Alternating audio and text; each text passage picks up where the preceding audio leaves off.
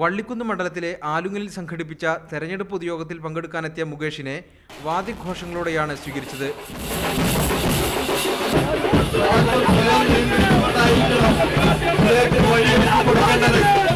കൊടുംചൂടിൽ 1.5 മണിക്കൂറോളം കാത്തിരുന്ന് മുകേഷ് എത്തിയപ്പോൾ സദസ്സിലിരുന്ന സ്ത്രീകൾക്കും കുട്ടികൾക്കും ആവേശമായി.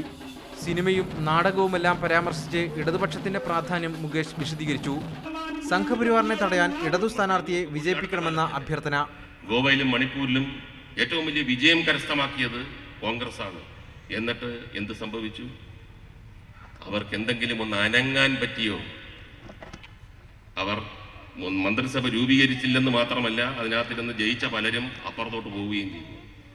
അവർക്ക് താങ്ങാൻ പറ്റില്ല. അതിനുള്ള ശേഷിയും കരുത്തും പാരമ്പര്യവും ശക്തിയുമില്ല. അതുള്ളത് ഇടതുപക്ഷത്തിന് മാത്രമാണ് ഇന്ത്യയിൽ. അതാണ് ഞാൻ പറഞ്ഞത്, ഒരു വോട്ടിന് 10,000 വോട്ടിന്റെ വിലയുണ്ട്. പ്രസംഗം കഴിഞ്ഞ് വേദി വിടുമ്പോൾ സെൽഫി എടുക്കാനായി യുവാക്കളുടെ പട തന്നെ നടനെ പൊതിഞ്ഞു. 5 തെരഞ്ഞെടുപ്പ് പൊതുയോഗങ്ങളിലാണ് മുകേഷ് പങ്കെടുത്തത്. മീഡിയ 1 മലപ്പുറം.